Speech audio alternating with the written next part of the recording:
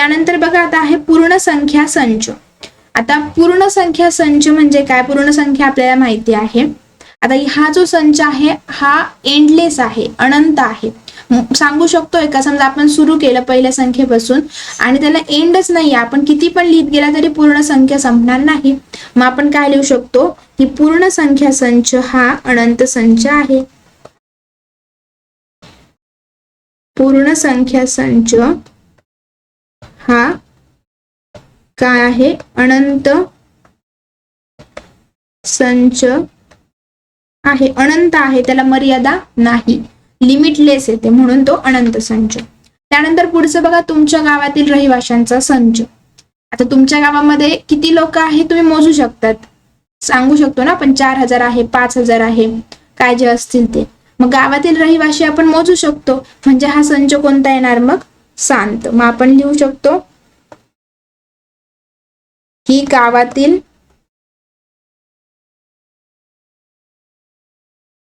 रहिवाशांचा संच हा शांत संच आहे. काय आहे? हा शांत संच आहे. बघा, रहिवाशांचा संच किंवा रहिवाशींची संख्या आपण मोजू शकतो, म्हणून तो शांत संच आला. पूर्ण संख्या आपण मोजू शकत नाही, खूप लिमिट नाहीये त्यांना, म्हणून आपण काय ते अनंत संच आपण ते ठरवू. समजले संचांचे प्रकार. बघा, एक घटक म्हणजे काय? ज्याच्यामध्ये एक घटक असतो फक्त. रिक्त म्हणजे काय? की जो संच रिकामा असतो. शांत संच म्हणजे काय? की ज्याच्या संख्या आपण मोजू शकतो. आणि अनंत म्हणजे काय? की ज्याच्या संख्या आपण मोजू शकत नाही किंवा घटक मोजू शकत नाही. त्यानंतर आहे आता बघा पुढे वेन आकृती, वेन डायग्राम्स म्हणतात. संच लिहिण्यासाठी बंदिस्त आकृत्यांचा उपयोग ब्रिटिश तर्कशास्त्रज्ञ जॉन वेन यांनी प्रथम केला, म्हणून अशा आकृत्यांना वेन आकृती असं म्हणतात. ते जे तर्कशास्त्रज्ञ होते त्यांचं नाव जॉन वेन होतं, त्यांच्या नावावरून आपण वेन आकृती काढतो. आता ही वेन आकृती जी असते ही आपण गोल किंवा चौकोन या पद्धतीत दाखवतो. बघा, आता ए बरोबर एक संच दिला आहे, 1 2 3 4 5, आणि सांगितलं की हा ए जो संच आहे तो वेन आकृतीने दाखवा. मग कसं दाखवणार? समजा मी दाखवला, असा गोल काढला, इथे लिहिणार ए आणि यातले घटक लिहा 3 4 5, झाली ही वेन आकृती. तुम्हाला समजा वाटलं असं चौकोन मध्ये काढायचं, ठीक आहे, ए मध्ये काढा 1 2 3 4 आणि 5, याला आपण काय म्हणतो? वेन आकृती किंवा वेन डायग्राम्स. समजलं वेन म्हणजे काय? की आपण ते आकृत्यांमध्ये म्हणजे गोल चौकोन यामध्ये दाखवू शकतो, याला वेन आकृती म्हणतो. आता पुढे बघा आहे उपसंच. काय म्हणतो आपण? उपसंच. उप म्हणजे काय ते आपल्याला बघायचं आहे. जर ए आणि बी हे दोन संच असतील आणि बी चा प्रत्येक घटक हा ए चा घटक असेल तर संच बी ला आपण ए चा उपसंच म्हणतो. बघा, बी आणि ए मध्ये जर आपण ठरवलं, दोन संच आहे ए आणि बी, आणि बी चा हा प्रत्येक घटक, काय म्हणते मी? बी चा प्रत्येक घटक जर ए मध्ये असेल तर बी हा ए चा काय असतो? उपसंच असतो. समान संच वेगळे, उपसंच काय आहे? वेगळे. समान संच मध्ये काय की ए चा प्रत्येक घटक बी मध्ये पाहिजे, बी चा प्रत्येक घटक ए मध्ये पाहिजे. उपसंच म्हणजे काय? बी चा प्रत्येक घटक जर ए मध्ये असेल तर बी हा ए चा काय असतो? उपसंच, आणि तो आपण या चिन्हाने दाखवू शकतो, जसं बी उपसंच ए असं आपण ते लिहितो. त्यांचं वाचन कसं करतो बघा, बी उपसंच ए किंवा बी हा ए चा उपसंच आहे असं त्याचं वाचन आपण करतो. उदाहरणार्थ बघा, दिला आहे ए बरोबर 1 2 3 4 5 6 7 8, बी बरोबर दिला आहे 2 4 6 8. बघा, आता बी मध्ये 2 आहे, 4 आहे, 6 आहे, 8 आहे, हे सगळ्या संख्या ए मध्ये आहेत का? आहे, म्हणजेच बी हा ए चा काय आहे? उपसंच आहे.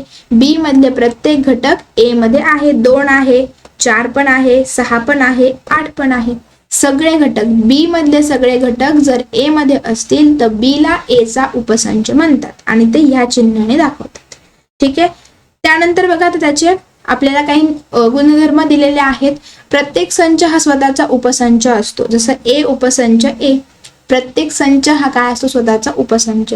त्यानंतर रिक्त संच हा प्रत्येक संचाचा उपसंच असतो. रिक्त संच आपण फाय याने पण दाखवतात. तर कोणताही रिक्त संच असेल तर तो कोणत्या दुसऱ्या संचाचा काय असतो, उपसंच आपण म्हणू शकतो. समजा ए बरोबर बी आहे तर ए हा बी चा उपसंच आणि बी हा ए चा उपसंच होऊ शकतो.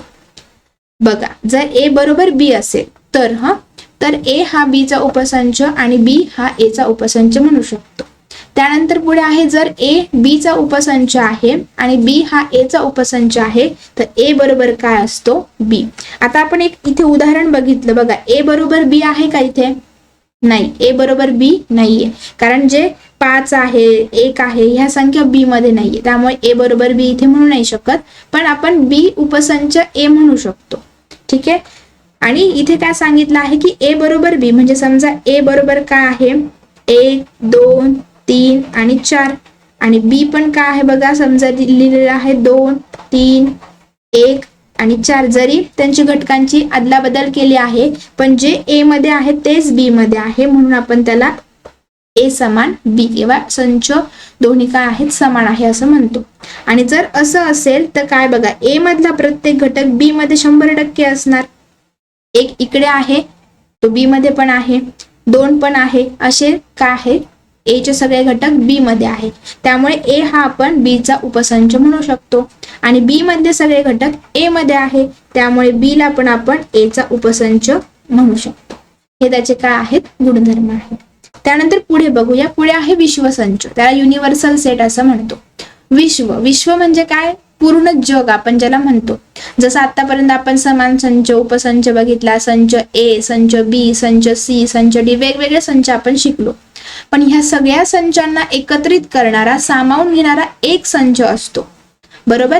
जसं त्याला आपण विश्वसंच म्हणतो. जसं आपण म्हणतो की आपण एका गावात राहतो, गावांमिळून तालुका तयार होतो, तालुक्यांमिळून जिल्हा तयार होतो, जिल्ह्यामुळे काय राष्ट्र तयार झाले, राष्ट्रामुळे देश, असे अनेक देश, मग खंड, बरोबर. आणि ह्या सगळ्यांना सामावून घेणारा एक काय आहे, विश्व, म्हणून आपण विश्व सगळ्यात वरची कन्सेप्ट आहे. मग अशा सगळ्या संचांना आपण जो सामावून घेतो त्यांना आपण काय म्हणतो, विश्वसंच असं म्हणतो. विश्वसंच कशाने दाखवतात बघा, युनी, कॅपिटल यू. काय करतात, विश्वसंच युनी आपण दाखवतो. आणि विश्वसंच हा सामान्यतः वेन आकृती जर काढायची ठरली तर आपण आयताकृतीने दाखवतो आणि इथे आपण तो यू लिहितो. विश्वसंच म्हणजेच आपण त्याला युनिव्हर्सल सेट म्हणतो. तो युनी दाखवतात, तो सगळ्यांना सामावून घेतो आणि वेन आकृतीमध्ये दाखवायचं ठरलं तर विश्वसंच आपण असा आयताकृतीने दाखवतो. पुढे एक उदाहरण आहे बघा, आपल्या शाळेतील क्रिकेट खेळणाऱ्या मुलातून 15 मुलांचा संघ निवडायचा आहे, तर शाळेतील क्रिकेट खेळणाऱ्या सर्व खेळाडूंचा संच हा विश्वसंच होऊ शकतो. त्यातील योग्य त्या 15 खेळाडूंचा संघ हा त्या विश्वसंचाचा उपसंच आहे. समजा त्यांना आता एक शाळा आहे तुमची, शाळेमध्ये समजा 500 विद्यार्थी आहेत, एक गृहीत धरून चला, त्यातला तुम्हाला क्रिकेटचा संघ निवडायचा आहे आणि त्यामध्ये आता समजा 200 मुलं आहेत की जे क्रिकेट खेळत आहेत. एकूण मुलं किती आहेत तुमच्या शाळेत, 500 आहेत, त्यापैकी 200 जे आहेत ते क्रिकेट खेळत आहेत. पण आता पूर्ण हे 200 मुलं जे आहेत त्या क्रिकेटच्या टीम मध्ये घेऊन चालेल का, नाही, आपल्याला फक्त 11च खेळाडू पाहिजे. मग ह्या 200 मधनं परत आपण काय करणार, 11 सिलेक्ट करणार. मग हा एक संच झाला आणि हा एक संच. मग बघा, आता हे जे 11 मुलं आहे क्रिकेटची टीम आणि हे परत 200 मुलं क्रिकेट खेळणारे, हे दोन्ही कुठे आहेत, तुमच्या शाळेत आहे. म्हणजे शाळा जे काय होऊ शकते, तुमचा विश्वसंच होऊ शकते आणि हे दुसरे वेगवेगळे संच आहेत. विश्वसंच म्हणजे कळलं, विश्वसंचामध्ये सगळ्याच संच काय होतात, समाविष्ट होऊ शकतात. बघा, त्यानंतर आहे पूरक संच, त्याला कॉम्प्लिमेंट ऑफ सेट असं पण म्हणतात. पूरक संच म्हणजे काय, समजा तुम्हाला 2 संच दिलेले आहेत, इथे आता दिलेला आहे यू 1 2 3 4 असं 10 पर्यंत आणि ए दिलेला आहे 2 4 6 8 आणि 10. आपल्याला पूरक संच म्हणजे काय, आता हा पूरक संच आपल्याला ए चा काढायचा असेल तर ते आपण असं दाखवतो ए आणि त्याच्या डोक्यावरती असं टिक करणार. सॉरी, पूरक संच शिकायचा आहे, मग हे टिक केली. पूरक संच म्हणजे काय की हे ए चे जे घटक आहे ना ते सोडून ह्या यू मध्ये अजून कोणते घटक आहे त्यांना आपण काय म्हणतो, पूरक संच. बघा, इथे 2 आहे त्यामुळे 2 सोडून द्या, 4 आहे 4 पण सोडा, 6 आहे 6 सोडा, 8 आणि 10. बघा, जिथे मी टिक केलेली आहे यू ह्या संचामध्ये ते सगळे घटक कुठे आहे, ए चे आहे. आपल्याला ए चा पूरक संच शोधायचा आहे. म्हणजे उरलेले आहेत जसं की 1 3 5 7 आणि 9, म्हणजे ए चा पूरक संच काय आला 1 3 5 7 9. ए हा संच काय होता 2 4 6 8 आणि 10. ए चा पूरक संच विचारला तर काय करायचं, जेवढे ए मधले घटक आहे ना ते बाजूला ठेवा, त्यांच्या व्यतिरिक्त जे नंबर आहेत किंवा जे घटक आहेत ते आपण पूरक संचात लिहू शकतो. काय केलं समजलं. पूरक संच आपण बघा ए डॅशने असंही दाखवू शकतो किंवा बी सी, म्हणजे आपण ए च्या डोक्यावरती सी असंही तुम्ही लिहू शकता. ठीक आहे, बघा हा आहे पूरक संच. त्यानंतर आता बघा आपल्याला यू आणि बी दिलेला आहे. बी चा आपण पूरक संच काढला इथे समजा 1 18 आणि 19. बी हे एवढे घटक आहे, बी चा आपण पूरक संच शोधलेला आहे. आता आपल्याला ह्या बी डॅश किंवा जो बी चा पूरक संच आहे परत त्याचा काय करायचा आहे पूरक संच शोधायचा आहे. बघा मग ते काय येणार, बघा बी चा पूरक संच म्हणजे हा, याचा पण पूरक संच शोधायचा म्हणजे काय, हे नंबर सोडून जे यू मध्ये असतील ते. मग ते कोण आहेत बघा 3 9 11 आणि 13. बरोबर. पहिल्यांदा काय केलं आपण, बी दिलेला होता यू दिला होता, त्यावरून आपण बी डॅश म्हणजे बी चा पूरक संच काढला जो 1 18 आणि 19 आलेला आहे. परत त्यांनी आपल्याला काय विचारलं आहे की बी चा पूरक संच आहे त्याचा परत पूरक संच शोधा. मग ती संख्या काय आलेली आहे बघा की जे ह्या बी डॅश मध्ये जे आहेत ते सोडून आपण ती संख्या लिहिली. मग आता बघा 3 9 11 13 आणि हा बी 3 9 11 13 दोघं पण काय आले सारखे आले. मग आपण म्हणू शकतो की जर बी चा पूरक संच त्याचा पण पूरक संच घेतला तर आपल्याला काय मिळतो बी. म्हणजे कोणत्याही संचाचा पूरक संच घ्या, त्याचा परत पूरक संच काढा, तो कशाच्या बरोबरीने असतो त्या संचाच्या बरोबरीने असतो. हे त्याच्यावरून आपल्याला शिकायचंय. बघा पूरक संचाचा पूरक संच म्हणजे दिलेला संच. सिंपल आणि सोबर लक्षात ठेवायला. पूरक संचाचा पूरक संच म्हणजे दिलेला संच. आतापर्यंत आपण खूप कन्सेप्ट शिकलोय, खूप गोंधळ होणार आहे बघा. समान संच, त्यानंतर आपण काय शिकलो उपसंच, घटक आहे की नाही, पूरक संच, विश्वसंच. बरोबर, हे आपण शिकलेलो आहे. त्यामध्ये आता काय व्यवस्थित एक एक कन्सेप्ट तुम्ही लक्षात ठेवा. पूरक संच, पूरक संच म्हणजे काय कळलंय की जो काही आपल्याला संच दिलेला असेल, जसं की इथे बी दिलेला होता, त्यातले घटक सोडून उरलेले जे घटक असणार त्या यू मध्ये त्याला आपण काय म्हणतो पूरक संच म्हणतो. आणि हे लक्षात ठेवा पूरक संचाचा पूरक संच म्हणजे दिलेला संच असतो. त्यानंतरचे गुणधर्म आहे बघा, ए आणि ए डॅश म्हणजे ए चा पूरक संच यांच्यामध्ये सामायिक घटक नसतो. खरंच नसणारच ना. बघा आता इथे तुम्ही उदाहरण आपण दिलेलं आहे, 1 मिनिट तुम्हाला समजण्यासाठी मी हे इरेज करते. बघा इथे बी आणि बी डॅश त्यांनी ए आणि ए डॅश म्हटले, समजा आपण याला ए आणि ए डॅश कन्सिडर करूयात. बघा ए आणि ए डॅश जो आहे यांच्यामध्ये सामायिक घटक आहे का बरं, एकसारखे घटक आहे का, नाही. हाच काय आहे पहिला गुणधर्म, म्हणजे जो दिलेला संच असेल तो आणि त्याचा पूरक संच यांच्यामध्ये सामायिक घटक नसतो. हा आहे पहिला गुणधर्म. दुसरा गुणधर्म काय आहे बघा, ए हा उपसंच आहे यू चा, तर ए डॅश म्हणजे ए चा पूरक संच हा पण काय असतो उपसंच यू चा. बरोबर. बघा इथे हा ए जो आहे युनिव्हर्सल, यू म्हणजे काय युनिव्हर्सल, जो सगळ्यांनाच सामावून घेतो. मग ए हा यू चा उपसंच असेल तर तो ए डॅश म्हणजे ए चा पूरक संच हा पण काय असतो यू चा उपसंच. हा आहे त्याचा गुणधर्म. त्यानंतर पुढे बघा विश्वसंचाचा पूरक संच हा रिक्त संच असतो. विश्वसंच त्याचा पूरक संच हा काय शून्यच असणार, काहीच नसणार त्याच्यामध्ये, म्हणजेच तो काय असतो रिक्त संच. हा तिसरा गुणधर्म. त्यानंतर चौथा गुणधर्म काय आहे बघा, रिक्त संचाचा पूरक संच हा विश्वसंच असतो. रिक्त म्हणजे काय काहीच नसतं, त्याचा जर आपण पूरक संच घेतला तर तो काय येणार यू, म्हणजेच काय येणार आपला युनिव्हर्सल विश्व. हे त्याचे काय आहे गुणधर्म. त्यावर आता आपल्याला बघा सराव संच 1.3 सोडवायचा आहे. बघा पहिलं उदाहरण आहे, जर ए बरोबर A B C D E आणि बी बरोबर C D E F, C बरोबर बी डी आणि डी बरोबर ए ई आहे, तर पुढील कोणती विधाने सत्य आणि असत्य आहे ते लिहा. ठीक आहे. बघा पहिला आहे सी हा बी चा उपसंच आहे, हे आपल्याला लिहायचं आहे. ठीक आहे. पहिल्यांदा बघा सी आणि बी चे आपण घटक लिहून घेऊयात.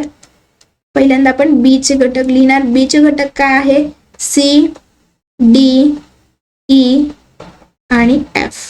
सी चे घटक लिहूया काय आहे बी आणि डी. आता बघा, उपसंचसाठी आपण काय म्हटले आहे की जर सी चे सगळे घटक बी मध्ये असतील तर तो काय सी बी चा उपसंच होऊ शकतो. इथे बघा बी आहे का, सी चा घटक जो आहे बी, तो बी ह्या संचामध्ये आहे का, नाही. डी डी आहे पण बी आहे का, नाही. आपल्याला सगळे घटक पाहिजे, एकच असून चालत नाही. ठीक आहे, जर सी चे सगळे घटक जर बी मध्ये असते तर सी हा बी चा उपसंच झाला असता, पण तसं नाहीये.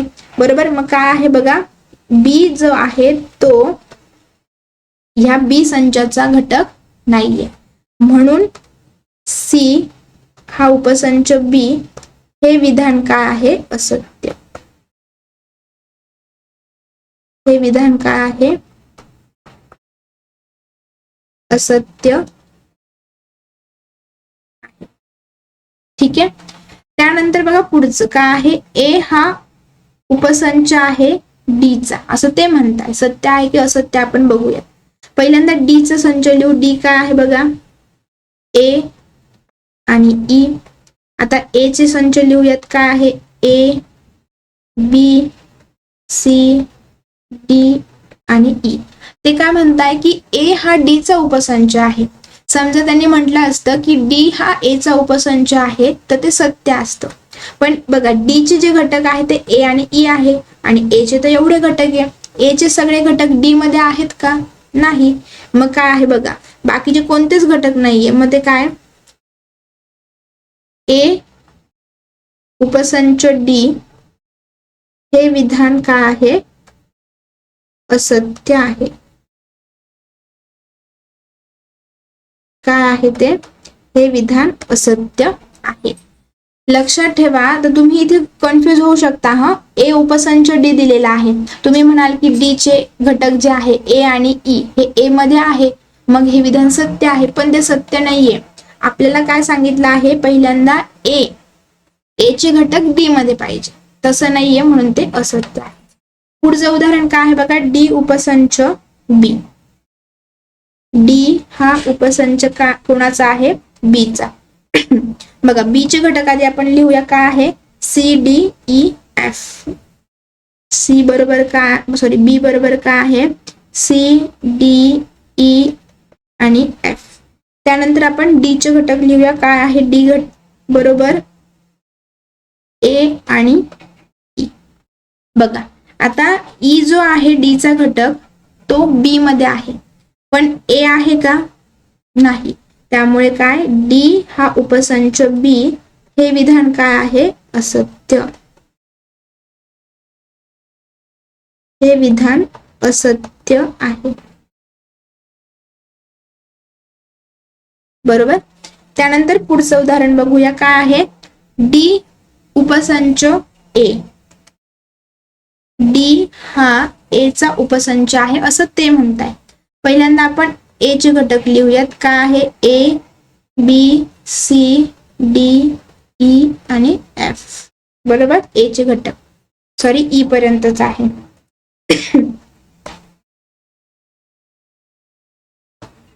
ई पर्यंत आहे. आणि आता आपल्याला डी चे घटक लिहायचे आहे. डी चे घटक काय आहे, ए आणि ई. बघा ते काय म्हणताय की डी हा ए चा उपसंच आहे, म्हणजे डी चे सगळे घटक ए मध्ये पाहिजे. बघा ए आहे, ई आहे, म्हणजेच काय बघा, डी हा ए चा उपसंच आहे, हे विधान काय आहे, सत्य. हे विधान सत्य आहे. समजलं. त्यानंतर आता पुढे बघूया. काय आहे, बी उपसंच ए. बी हा ए चा उपसंच आहे असं ते म्हणताय. पहिल्यांदा ए चे घटक लिहूयात. ए बी सी डी आणि ई. आता कोणाचे घटक लिहिणार आपण, बी चे. बी चे घटक काय आहे, सी डी ई आणि एफ. बघा बी चे जे घटक आहेत ते आपल्याला ए मध्ये दिसत आहेत का, सी डी ई आहे, पण एफ हा घटक आहे का, नाही. मग बी हा ए चा उपसंच आहे, हे विधान काय आहे, असत्य.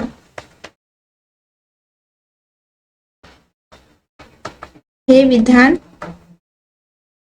असत्य काय आहे हे विधान असत्य. तसंच आता पुढचं बघा, शेवटचं आहे सी हा उपसंच ए चा आहे. सी ए चा उपसंच आहे असं ते म्हणतात. ठीक आहे, ए चे घटक लिहूयात. काय आहे बघा, ए बी सी डी आणि ई. आणि सी चे घटक लिहूया. सी चे घटक काय आहे बघा, बी आणि डी. बी आणि डी. बघा, सी चे सगळे घटक ए मध्ये आहे का, आहे. म्हणजेच काय, सी हा ए चा उपसंच आहे. हे विधान काय आहे, सत्य आहे. हे विधान सत्य आहे. ठीक आहे, बघा समजलंय.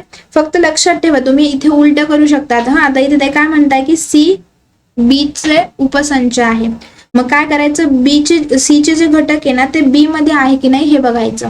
बी चे घटक सी मध्ये असं उलट बघायचं नाही. इथे पण तसंच आहे बघा, डी चे घटक जे आहे ते ए मध्ये आहे, पण आपल्याला ए हा डी चा उपसंच विचारलाय, म्हणजे ए चे जे घटक आहे ते डी मध्ये आहे का नाही ते चेक करायचं. ठीक आहे, त्यावरून आपण हे सगळे उदाहरण सोडवलेले आहे. उत्तर तुमच्या समोर आहे. त्यानंतर आता पुढे बघा, यू बरोबर आहे 1 2 3 7 8 9 10 11 12. पी बरोबर आहे 1 3 7 10. तर यू पी आणि पी डॅश म्हणजे पी चा पूरक संच वेन आकृतीने दाखवा. आणि दुसरं विचारलं आहे पी चा पूरक संच, त्याचा पूरक संच बरोबर पी आहे याचा पडताळा घ्या. पहिल्यांदा आपण काय करू, वेन आकृतीने दाखवूयात. त्या अगोदर आपण काय लिहिणार बघा, यू बरोबर काय आहे ते लिहूयात. 1 2 3 7 8 9 10 11 आणि 12. त्यानंतर पी लिहूयात. पी किती आहे बघा, 1 3 7 आणि 10. आता आपल्याला काय शोधायचं आहे, पी चा पूरक संच. पी चा पूरक संच म्हणजे काय शिकलो आपण, जे पी या संचामध्ये घटक आहे ते सोडून बाकीचे. बघा, पी मध्ये 1 आहे त्यामुळे 1 नाही लिहायचा. त्यानंतर 2 आहे का पी मध्ये, नाही, म्हणजे 2 आपला इथे उत्तर येणार. 3 पी मध्ये आहे तो नाही येणार. 7 पण नाही येणार. त्यानंतर 8 9 10 पी मध्ये आहे त्यामुळे 10 पण घेता नाही येणार. 11 आणि 12 हे काय आलेले आहे आपले पी चा पूरक संच. हे आपण लिहिलं. आता आपल्याला काय करायचे आहे, वेन आकृती. त्यासाठी बघा, पहिल्यांदा मी काय करते, असा गोल, त्यामध्ये मी लिहिणार आहे पी. काय लिहिणार आहे मी, पी. पी किती आहे बघा, 1 3 7 आणि 10. त्यानंतर काय, पी डॅश. पी डॅश काय आहे बघा, 2 8 9 11 आणि 12. आणि ह्या सगळ्यांना सामावून घेणारा कोण असतो, विश्वसंच. विश्वसंच आपण कशाने दाखवतो, आयताकृती. म्हणून मी बाहेर सगळ्यांना काय केलं, असा एक आयत काढला आणि त्याच्या डोक्यावरती काय लिहिलं, दी. समजलं, वेन आकृतीने काय केलं आपण, यू पी तर त्यांनी दिलेला होता, त्यावरनं पी चा पूरक संच काढा. परत सांगते, पूरक संच म्हणजे काय, की जो दिलेला संच आहे पी, त्याच्या व्यतिरिक्त त्यातले घटक सोडून उरलेले घटक लिहा, तो पूरक संच. आणि वेन आकृती तुमच्या समोर आहे. आता आपल्याला याचा पडताळा घ्यायचा आहे, म्हणजे ते बरोबर आहे की नाही बघा. पहिल्यांदा आपण लिहू, पी बरोबर काय आहे, पी बरोबर काय होतं, 1 3 7 10. आणि पी डॅश आपण काढलेला आहे, तो किती आलेला आहे, पी डॅश म्हणजे पी चा पूरक संच 2 8 9 11 12. 2 8 9 11 आणि 12 हा काय आहे, पी चा पूरक संच. त्यांनी आपल्याला विचारलं आहे पी चा पूरक संच, त्याचा पूरक संच बरोबर पी आहे की नाही हे आपल्याला पडताळा घ्यायचा आहे. बरोबर, मग आता आपण पहिल्यांदा काय करू बघा, पी चा पूरक संच, त्याचा पूरक संच शोधूयात.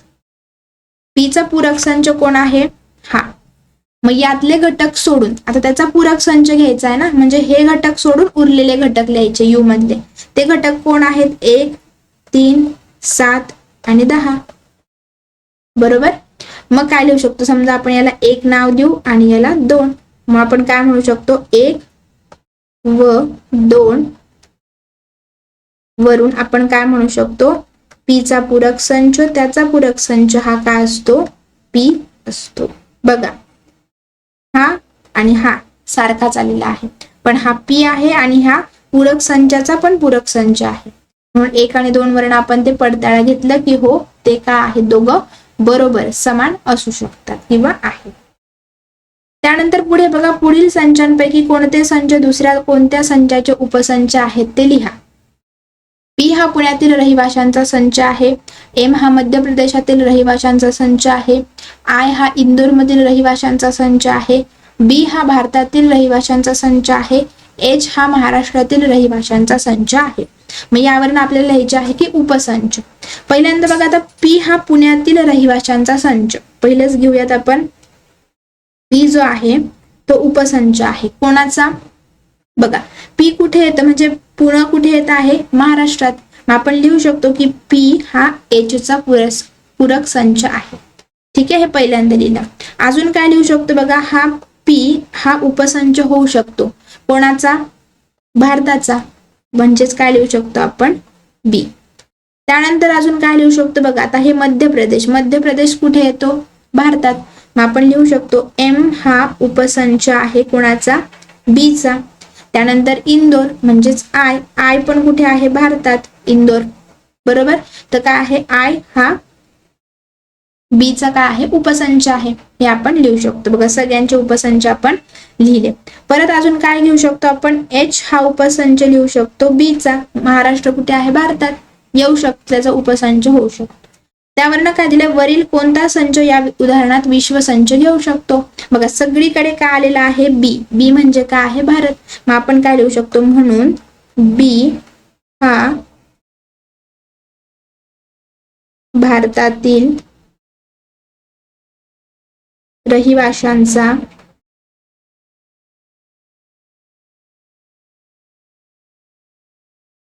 संच आहे.